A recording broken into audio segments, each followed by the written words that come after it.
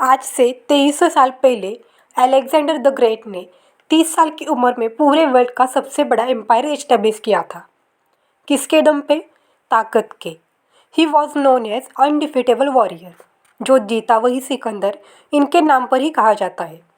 पर अगर आज किसी को दुनिया में जीतना है तो उसे आर्मी की ज़रूरत नहीं है, ना ही शक्ति की ज़रूरत है।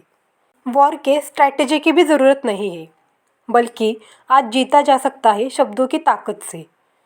बहस हम सब करते हैं, लेकिन क्या आपको पता है कि बहस करने की भी कला होती है जिसको सीखी जा सकती है, ताकि आप अपनी बात ना केवल ज़बरदस्ती रखो, बल्कि आप अच्छे से सामने वाले को मनवा भी सको, बिना सामने वाले को बुरा मनवाए, बिना किसी को ऑफेंस कराए और अपनी बैड इमेज बनाए। बहस करने के कुछ टेक्निक्स है जो मैं आपको बताने जा रही हूँ। First, active and passive listening. आपको सामने वाले का सुनना है। सुनने का मतलब सिर्फ सुनना नहीं होता, समझना भी होता है। अब इस छोटे से एग्जाम्पल से आप पूरी बात समझ जाओगे। सामने वाला बोलता है कि मुझे सोना पसंद है, तो आपने मान लिया है कि वो एक आलसी इंसान है, पर वो कह रहा था गोल्ड, सोना वो पसंद है। वो मिस्टेक कब होती है? जब आप सुन रहे होते हो, कान से, ना कि ध्यान से। इसे बोलते हैं passive and active listening. Active listening ना होने की वजह से बहस जो होती है वो कॉन्फ्लिक्ट में बदल जाती है। क्या सामने वाले की बातों को आप सिर्फ सुन रहे हो, और वो भी शब्दों से, ना कि आप देख रहे हो कि ये लाइन जो है वो क्यों कह रहा है। और एक्टिव लिसनिंग करने से आपका ही फ़ायदा है। जब आप ध्यान से सुनते हो तो इससे बातों का स्ट्रॉन्गेस्ट वर्जन को आप नोटिस करके उस पर रिस्पॉन्स करते हो। Second, get your facts correct.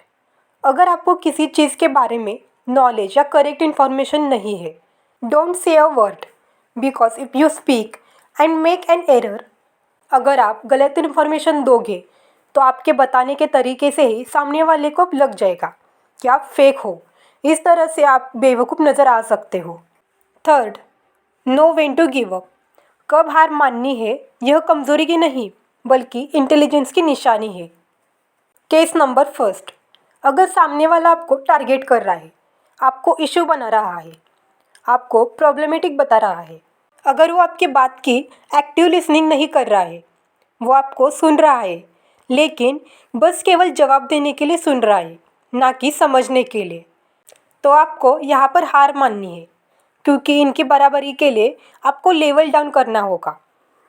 Case number second, अगर सामने वाला व्यक्ति गलत है, पर वो आपसे लेवल में इतना बड़ा है कि उसका अगर ईगो हर्ट हो गया तो वो आपका नुकसान कर सकता है।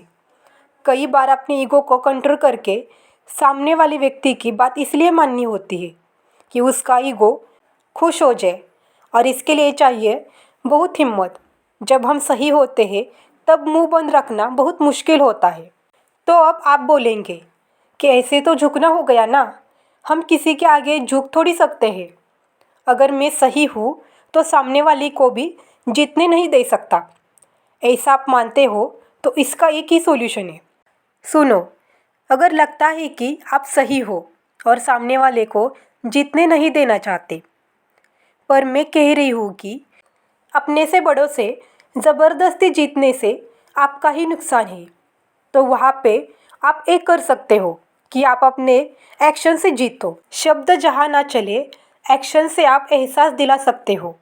बिकॉज कई बार बहस शब्दों से नहीं, एक्शन से भी जीती जा सकती है। Because action speak louder than words.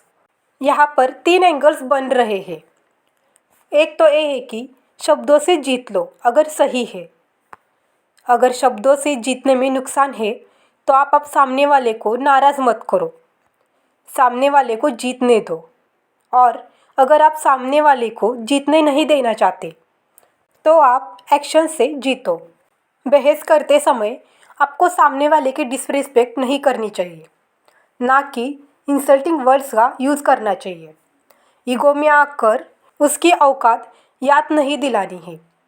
Ego को साइड में रखकर अगर सामने वाले की बात में दम है तो एग्री करो। सामने वाले को अपनी बातों से ये फील कराओ कि आप उसे बहुत रिस्पेक्ट करते हो। ऐसे ही वीडियो देखने के लिए बने रहिए हमारे साथ। मिलते हैं नेक्स्ट वीडियो में। तब तक के लिए खुश रहो और खुशियाँ बांटते रहो। Thank you.